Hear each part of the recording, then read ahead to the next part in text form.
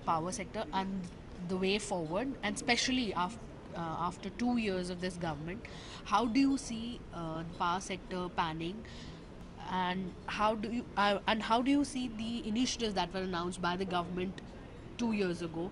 How have they been taken? How have they been taken by the industry? And what do you see? I mean, what is the road ahead? You know, when you talk about the power sector in India, the power sector is actually a chain with many segments. So there is fuels, things like coal, gas, petroleum, solar, things that feed into, including sunshine, which is a fuel. Then there's fuel, generation, transmission, distribution, last mile. This is a 5-link chain. If you play back to the summer of 2014 when this government came into power, each element of this chain was very, very deeply stressed.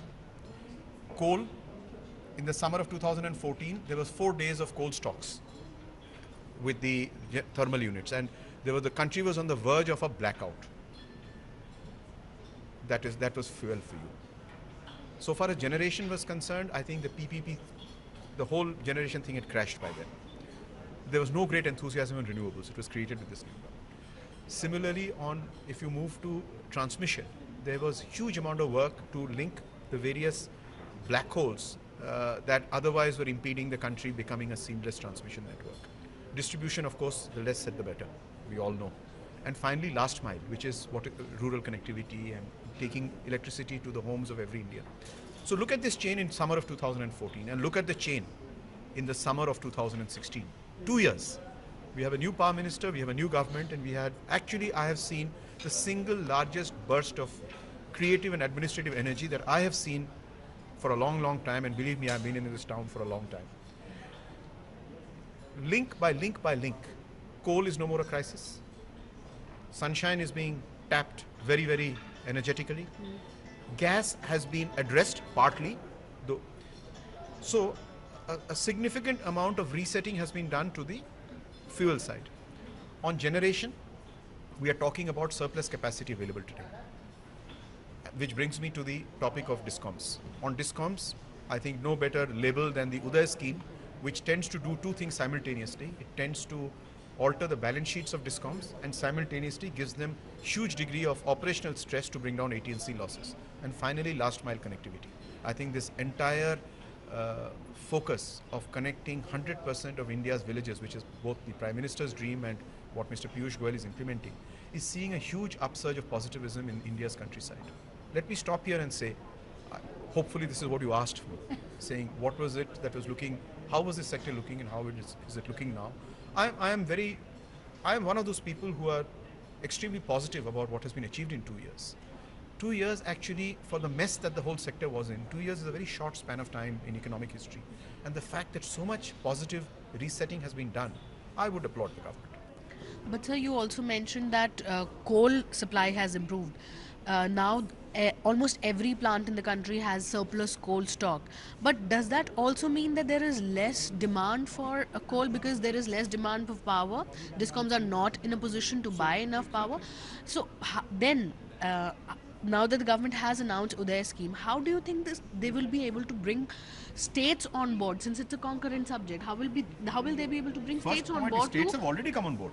Out of the 29, I believe some 19, 20 are already on board, of which many have signed the agreement, and the others are being worked upon. There are some difficult states, as you know, like Tamil Nadu, where, let us see what happens. But broadly, the states are on board.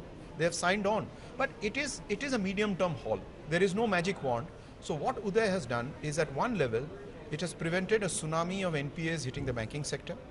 It has recast the balance sheets, and in the process of recasting the balance sheets, have made the chieftains of the states, which is the chief minister, the finance minister, the entire top-end political administrative bureaucracy of the state has been sensitized to the issue of DISCOM losses. You can't shut your eyes and say, oh, that's a corporate entity, we have nothing to do with it. And it just piles up losses. Those losses now get booked in state finances. So it's a huge degree, and therefore, to prevent the states from bleeding, they will necessarily now have to stop the DISCOMs from bleeding. So this whole target of AT&C losses to come down to 15% by 2019 is a very, very steep target. And the expectation is that most of the states will now galvanize themselves into action to actually bring down this whole this whole the termites eating into the system, which is leading to very high AT&C losses. So God willing, we should see a resetting of the biggest problem in the country today, which is the discoms. When do you see the power sector? When will the power sector see private investment coming back, or are you seeing power sector, the private sector, the private investment already coming in? Look, when you talk about private investment in the power sector, look at it again chain by chain by chain. In the fuel side, there is, I mean, the sunlight is the biggest fuel right now. So we are seeing an upsurge in investments in wind and solar.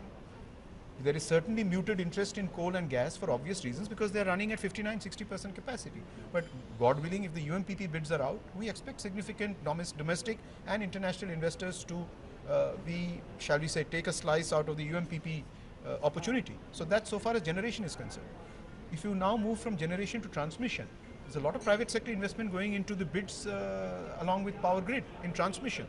On distribution, more and more cities and towns are being put up for private sector participation. As recent as last week, CESC got Bharatpur and Kota in Rajasthan for electricity distribution.